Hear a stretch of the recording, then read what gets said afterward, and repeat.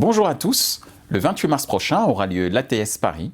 Ce sera l'occasion pour l'ensemble du marché publicitaire d'évoquer les nouvelles technologies, d'évoquer les nouveaux concepts autour de la data et du programmatique. Pour en parler aujourd'hui, je reçois Merav Grieger du cabinet Bird & Bird. Bonjour Merav. Bonjour Michel. Est-ce que tu peux te présenter en quelques mots ? Donc je suis Merav Grieger, avocate associée en protection des données personnelles au sein du cabinet international Bird & Bird. Alors c'est clair que le juridique, ça va être une vraie question, une grosse question sur l'année 2018 avec deux sujets que sont RGPD ou GDPR. Et aussi la partie e-privacy, donc clarifier un petit peu ces deux réglementations, j'allais dire. On va un peu parler cybersécurité. Mais avant de parler de ça, est-ce que tu peux nous parler peut-être d'une tendance juridique au niveau du business publicitaire ? Pour quelles raisons tu as sollicité assez fortement sur l'année 2017 ? Oui, c'est vrai qu'on constate en 2017 une véritable accélération de la préoccupation relative à la publicité ciblée. D'accord. Gros enjeu dans l'économie numérique pour tous les publishers, les éditeurs, les sites web, mais tout acteur qui a une présence sur Internet se pose la question de est-ce que la publicité ciblée a encore un avenir et comment la sauver ? Et alors, des réponses ? Bien sûr, des réponses. Il y a pas mal d'anxiété, une forme de panique qu'on entretient et un pessimisme peut-être très Frenchy. Qu'il faut combattre, donc. Qu'il faut combattre, mais qui nous plaît. Et c'est peut-être qu'on a besoin de passer par cette étape un peu sombre avant de trouver les solutions. Mais les solutions existent, c'est pas la fin et c'est peut-être même une opportunité.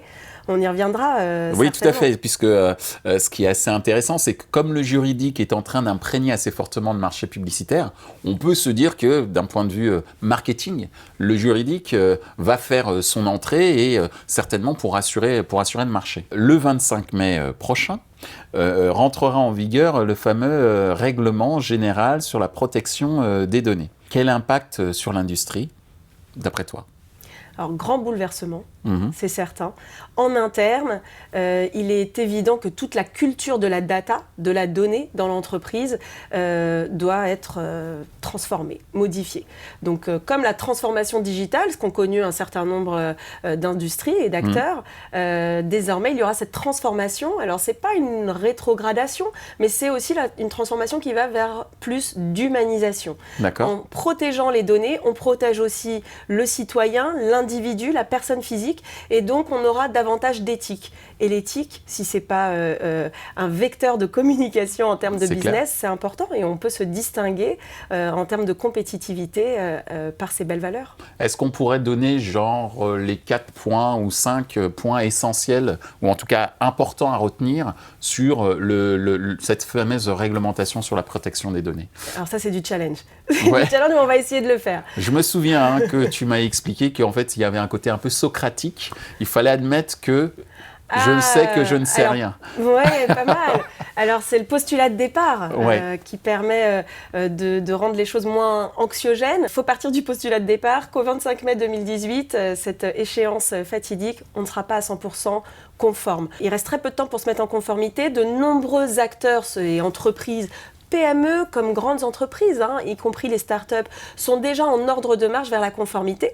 Mais même ceux qui s'y sont pris à l'avance ne pourront pas être à 100% conformes. D'accord. C'est une réglementation qui est très, d'une part, complexe et dont l'obligation de résultat est impossible. Mais il va falloir, et c'est toute la nouvelle approche de cette réglementation, justifier qu'on a mis en œuvre tous les moyens nécessaires pour assurer cette protection. Et c'est une véritable prise de conscience collective, un engagement personnel de tous, c'est-à-dire de l'entreprise en sa qualité de responsable, des organismes publics, puisque ça s'applique aussi aux organismes publics, et de tous les employés dans chaque business unit, dans chaque département.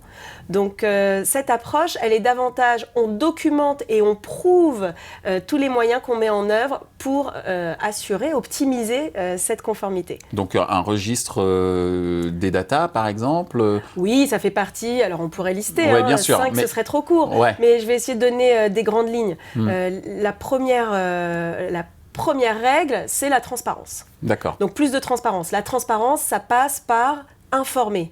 Mais informer, ça signifie informer de quoi? Il faut déjà que je sache ce qui se passe chez moi en termes de data. Et c'est en réalité le premier obstacle. Et c'est ce qui amène à faire au préalable cette cartographie des traitements. Comment vous traitez vos données à caractère personnel? Et puis on va avoir énormément de préjugés qu'il va falloir aussi, auxquels il va falloir tordre le cou. Un traitement, c'est pas un outil informatique. Un traitement, c'est opérationnel. Et c'est peut-être aussi ma bataille, j'ai envie de dire, juridique et pédagogique, d'expliquer que toute cette réglementation, elle est opérationnelle. Donc il faut repartir de l'opérationnel. Auprès de chaque département business unit, quels sont les traitements en termes opérationnels qui sont mis en œuvre. Et une fois que vous savez ce que vous faites, vous pouvez informer et assurer ce niveau de transparence. C'était la première règle. La deuxième règle, s'assurer que le traitement il est légitime, il poursuit un intérêt légitime et qu'il ait une base légale. Et parmi ces bases légales, on va avoir le fameux opt-in, le consentement. Mais c'est l'une des nombreuses autres bases légales. Il y a des alternatives. Donc plutôt que de se précipiter, et ce qui va tuer le business, de dire oui, j'ai pas d'opt-in, on n'a pas toujours besoin d'un opt-in. Et non seulement au regard du GDPR, mais aussi au regard de nos spécificités françaises. Il y a des cas où ce fameux opt-in, ce consentement, n'est pas obligatoire. Donc soit parce que c'est couvert par un contrat, soit parce qu'il s'agit de mesures précontractuelles, soit parce qu'on répond à un intérêt légitime reconnu comme tel par les autorités de régulation. En France, la CNIL, Commission nationale de l'informatique et des libertés. Il faut s'assurer que ce qui est un intérêt légitime pour nous l'est également au regard du régulateur. Et d'autres règles comme le respect d'obligations légales, pas besoin d'opt-in. Et on va dire que le garant en fait de cette dimension opérationnelle du texte, c'est ce fameux DPO, Data Protection Officer, qui vérifie qu'effectivement l'ensemble des obligations nécessaires et des opérations nécessaires qui sont associées à ces obligations ont bien été effectuées. C'est bien ça ? Absolument. Tu as été parfait, je crois que je vais t'embaucher. Merci, Merab. Tu en parles beaucoup mieux que moi. J'ai pas cette prétention, mais merci. En tous les cas, si je peux me permettre de me mettre à la place des éditeurs français ou même des annonceurs ou des agences, Merab, est-ce que tu penses que le marché publicitaire français est suffisamment bien préparé pour ces nouvelles réglementations ? Ce que je peux te dire, Michel, c'est qu'il se prépare. Il y a une vraie prise de conscience, collective même, avec des benchmarks, des réflexions sur le sujet qui sont très poussées. C'est peut-être le marché qui est en plus grande réflexion pour se préparer au GDPR et pour anticiper aussi ce fameux règlement e-privacy qui est encore dans les tuyaux. Justement, puisque tu fais référence à e-privacy, c'est quoi la différence entre RGPD et e-privacy? Alors, le RGPD, c'est le droit, c'est ce règlement européen, qui a vocation à établir le droit commun de la protection des données à caractère personnel. D'accord. Ce projet de règlement, cette proposition de règlement e-privacy est un droit plus spécial qui vient régir le secteur de la communication électronique. D'accord. Avec effectivement des zones communes, dont des zones qui impactent le secteur de la publicité, et notamment ces fameux cookies qui constituent aujourd'hui le nerf de la guerre. Alors justement, je vais poser une question un peu provocatrice pour un certain nombre de membres du marché, mais qui est une réalité. Est-ce que ça veut dire que e-privacy sonne la mort du cookie ? E-privacy sonne la mort du cookie, en tout cas le met bien à mal. Ça, c'est une certitude. D'accord, mais au moins ça a le mérite d'être clair. Ça a le mérite d'être clair, voilà. On pourra dire peut-être que e-privacy a tué les cookies, ou pas, parce qu'il y a quand même un problème d'équilibre dans cette réglementation. Vous savez, le droit, c'est souvent faire l'équilibre entre deux intérêts publics, notamment d'un côté les libertés individuelles, la protection de la vie privée, mais de l'autre aussi la liberté d'entreprendre. Et ça aussi, c'est un droit fondamental, la liberté d'entreprendre. Donc il va falloir trouver l'équilibre qui permet d'assurer la protection de l'un et préserver les droits de l'autre. Parlons cybersécurité. Est-ce que les éditeurs ou même les annonceurs ou certaines agences te consultent pour évoquer ce type de thème ?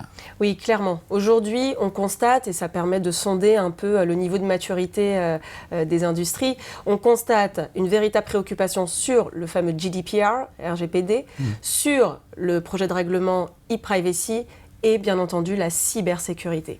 Alors la cybersécurité, c'est à la fois une directive Nice qu'on attend très très prochainement, mais c'est aussi un droit qui existe d'ores et déjà, et notamment encadré dans le GDPR, ce fameux GDPR, avec une obligation de transparence pour tous les organismes qui sont victimes de failles de sécurité, d'atteintes à la protection des données à caractère personnel, donc c'est encore plus large, et donc de toute fraude, que ce soit liée à un piratage ou pas.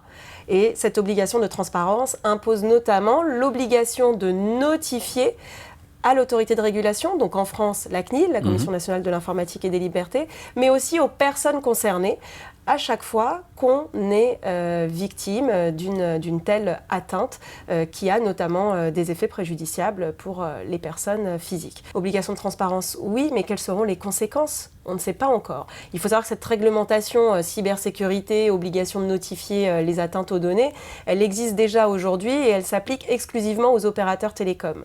Et on a ce cas qui s'est déjà produit, Orange qui a joué la transparence, qui a respecté les règles du jeu et qui avait été la première à notifier à la CNIL une faille de sécurité dont les effets préjudiciables étaient particulièrement minimes, voire inexistants. Et la réaction de la CNIL aura été immédiate, sanction. Donc certes, juste un avertissement, mais un avertissement public. Alors, je ne suis pas sûre que l'approche sanction permettra d'encourager la transparence. Là encore, il va falloir trouver une organisation et un fonctionnement commun qui permet, il ne faut pas l'oublier, et parfois on a l'impression qu'on oublie, de protéger l'individu in fine. Et peut-être que c'est ma critique, c'est que tout ce dispositif légal, réglementaire, il est tellement jusqu'au boutiste et rigide que parfois on se dit mais on ne l'a pas oublié, ce pauvre individu. Est-ce que trop d'informations ne tue pas l'information ? Est-ce que lorsque on systématise l'opt-in sur certains aspects, lorsqu'on réduit le champ de l'intérêt légitime pour les entreprises, est-ce qu'on agit véritablement dans son intérêt à lui ? Donc il faut le remettre au cœur du sujet, mais avec rationalisme et réalisme. Merci Merab. Merci Michel.